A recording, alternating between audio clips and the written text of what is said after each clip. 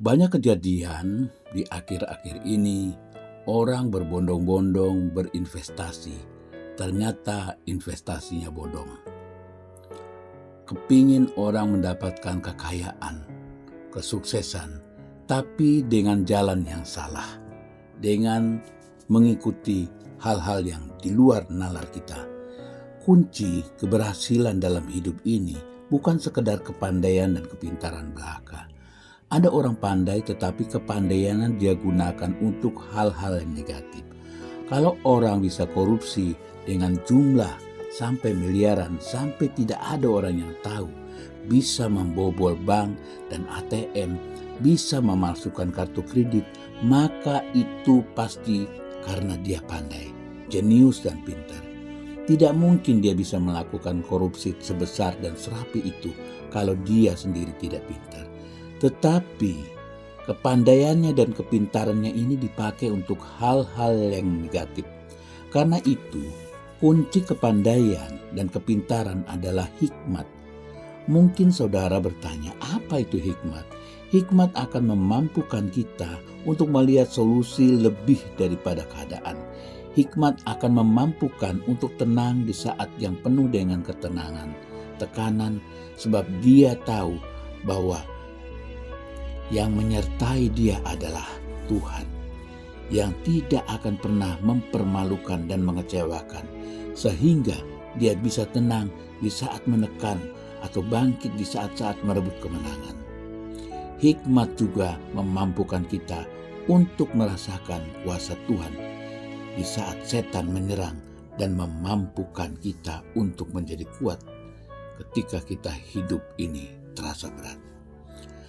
Ada beberapa hal yang memampukan kita untuk melihat kuasa dari hikmat itu yang luar biasa. Pertanyaannya adalah, dari mana kita memperoleh hikmat? Yang pertama, yaitu dari ketekunan kita menyelidiki firman Tuhan. Ketika orang senang merenungkan Taurat Tuhan, maka hikmat akan turun dalam hidupnya. Hikmat tidak bisa dipisahkan dari firman Tuhan. Karena itu saya ingatkan bahwa sesibuk-sibuk apapun kita dalam menjalankan tanggung jawab keseharian kita, mari kita tetap luangkan waktu untuk membaca firman Tuhan, menyelidiki firman Tuhan, merenungkan firman Tuhan, serta memegang firman Tuhan dalam hidup kita. Itulah yang membuat kita langkah-langkah, membuat kita penuh dengan hikmat Tuhan. Yang kedua, dari ketaatan kita untuk hidup dalam kesucian. Di dalam dosa, kenajisan, tidak akan ada hikmat. Namun dalam kebenaran dan kesucian, Allah memberikan hikmat. Selalu saya katakan bahwa kekudusan adalah harga mati kita sebagai orang percaya. Mengapa? Karena Allah yang kita sembah adalah Allah yang kudus. Karena itu kekudusan adalah benteng kita. Yang ketiga, dari kesungguhan kita dalam berdoa dan menyembah Tuhan. Semakin kita banyak berdoa, maka hati kita semakin lembut, peka, dan makin tunduk pada kehendak serta kuasa Tuhan.